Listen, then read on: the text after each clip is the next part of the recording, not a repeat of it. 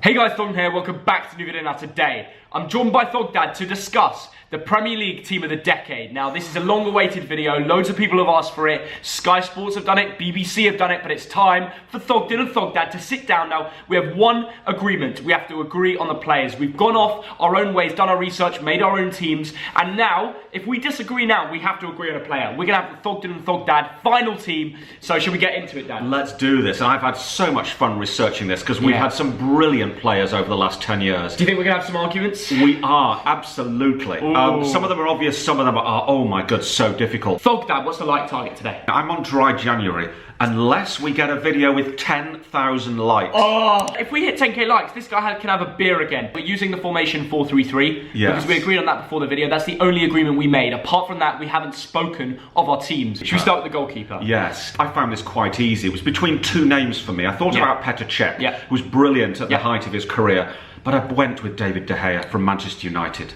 And I'm going to have to agree with you on the first one, because Premier League, 2 Europa Leagues, he's won a PL Golden Glove. De Gea has established himself in the last 10 years as the best goalkeeper of the decade for me. Absolutely, 103 clean sheets. And when you look at his stats, like expected saves against actual saves, he saves more than he should. Quick mention, Edison and Alisson both came into the Premier League too late. Persie would have been a very good shout, but I'm sorry, De Gea wins it for both of us. We've not argued yet. Should we go for the left back? And I'm going for a guy who came to Chelsea from Marseille in 2012, César Azpilicueta. A lot of these players are versatile, but I'm playing him at left back. I've done the exact same thing. Right. And we haven't discussed this, but I've done that exact same thing. I played Azpilicueta at left back because he's got 2 Europa Leagues, 2 Premier Leagues, 1 FA Cup, 1 League Cup.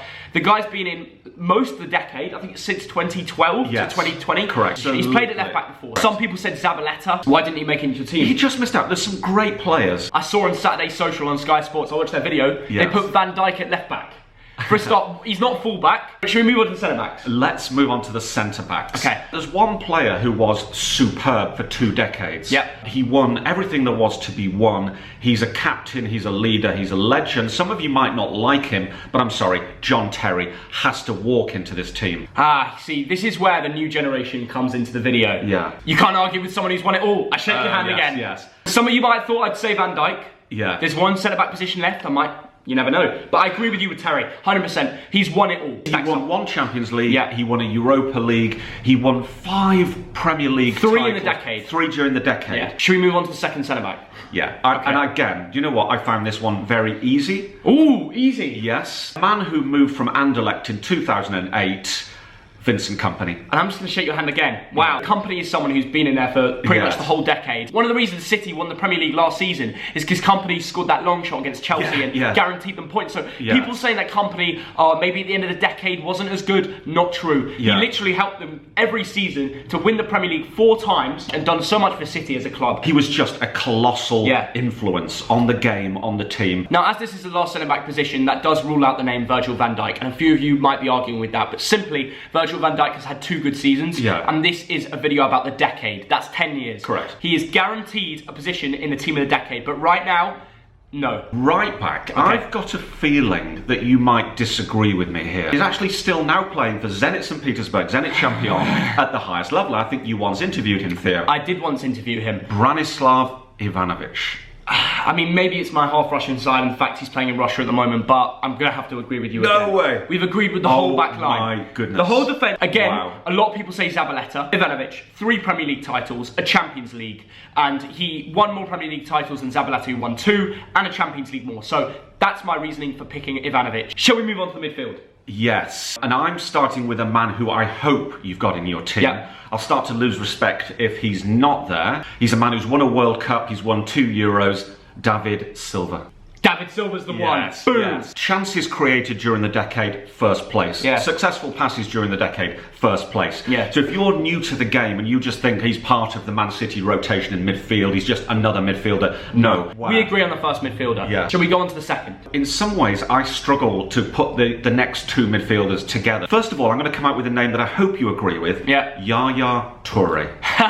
During the Pellegrini era, he was literally unplayable. Yaya Toure was such a baller. He was there 8 years and he won 3 Premier Leagues. So 100%, I agree with you on the second one. Again, Yaya Toure. He was African Footballer of of the Year four years times running. Absolutely. Yeah. Shall we move on to the third and final midfielder? Because of Yaya, I didn't put in a player called N'Golo Kante. Why not?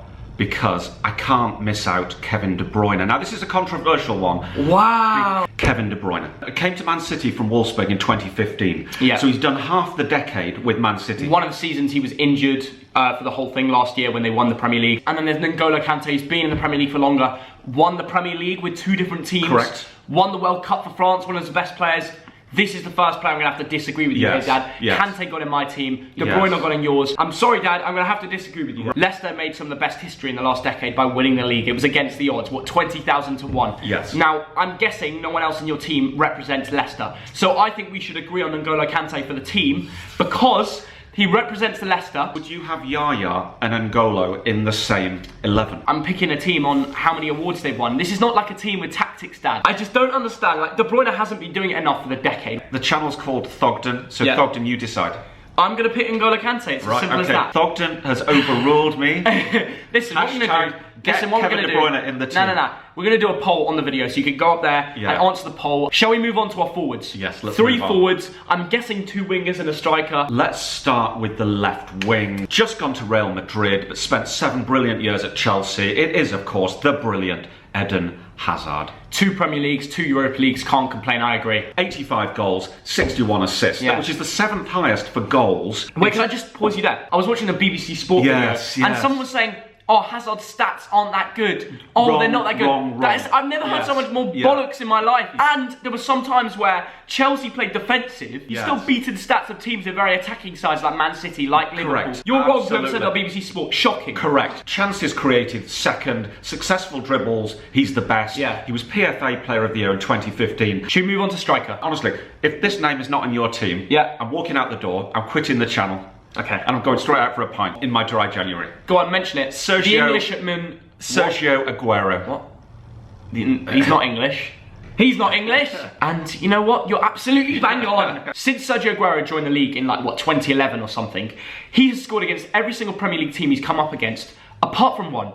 And that team is Bolton Wanderers. When we were in the Prem, he couldn't get past us. Yeah. You know, Kevin Davis probably gave him a little elbow a bit early doors and he wasn't having any of it. He scored 174 Premier League goals. He's far and away #1 goal scorer. And let's give some respect to him. In a decade, 4 Premier Leagues. Yeah. Unbelievable stuff. Absolutely. There are some other shouts for striker position. Van Persie, Suarez, who had some good years. Jamie Vardy's been said a lot recently. Jamie Vardy, is he a good shout? Well, so my 11th position, shall I tell you who I've gone for? What? I've gone for a man who won the Golden Boot in 2012 with one team and then won it the year after with another team.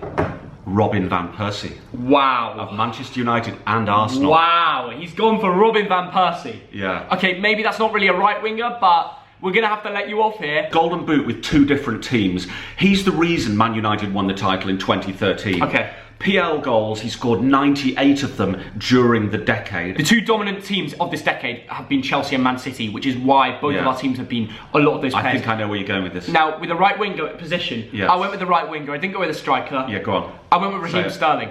No! Why would you not go with Raheem Sterling? No. Put respect to Raheem Sterling's name. Okay, he's played 371 games in his whole career. Yes. Scored 120 goals and 106 assists. That is a great record. He's done loads in the Premier League for Man City, getting 2 Premier League titles. Van Persie for me over Raheem. I think for a generational sake, what Raheem Sterling's done in the Premier League, overcoming racism, you know, chants at Montenegro away and stuff like that. I think we need to put some respect on his name, not just from a footballing perspective. How many times has Raheem Sterling won the Golden Boot? I don't know, has he won it? No, he hasn't, and Van Persie's won it twice. How many times has Sterling won PFA Player of the Year? Robin Van Persie won it in 2012. He single-handedly won a title in 2013 for Man United. We're talking about right winger, the position is right wing. What I'm going to do is I'm playing Eden Hazard and Sergio Aguero slightly deeper, Robin Van Persie up front in that 4-3-2-1 formation. So we're changing formations now. I gave you N'Golo Kante, give me Van Persie. I'm going to give you Van Persie because I'm a nice guy. I tell you something, what got me Mahrez! Oh, I tell you something. We need to put some respect on Mahrez's name here. I know. Why doesn't Mahrez take the right wing position? To show he won the league with Leicester. Yes, he did. Won the league at City. Yes. Maybe we're just not had disrespecting enough VARDY game time. Yeah. Harry Kane. Yeah, Harry Kane. He's won the Golden Boot twice. And Mo Salah. We've not even mentioned Mo Salah's name until now. He won the Golden Boot twice. Mo Salah has been amazing for 2 seasons. Yes. We're talking about 10 years here. Yes, we are, yeah. This has been a tough video, but it's all about discussion, and that's why you guys need to get involved in the comments. Let us know what we got right, what did we get wrong, who would be in your team that we didn't put in. THOGDAD, what's the like target today? Well, you know what? I'm on dry January. Unless we get a video with 10,000 likes. Oh! Yeah? Show some respect for 2020. Aim high. Everyone aim high. If we hit 10k likes, this guy can have a beer again. Hashtag let THOGDAD have a beer. Me and THOGDAD have really enjoyed making this, haven't we? Brilliant. And now it's over to you. Thank you for watching. See you in the comments. Bye.